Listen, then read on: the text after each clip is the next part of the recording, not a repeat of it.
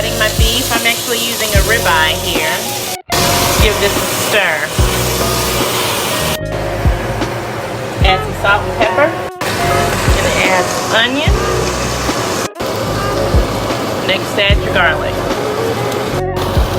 Now, add your chili beans. Now, I've got some homemade marinara. I'm gonna use 2 jars of that and pour it in. Once it comes up to a somewhat boil, I'm gonna add 2 tablespoons of chili powder.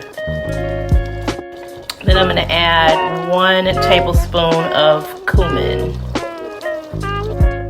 All right, I'm gonna turn the heat down to a medium to medium low and let this simmer for about 30 to 40 minutes, checking on it every once in a while, giving it a stir.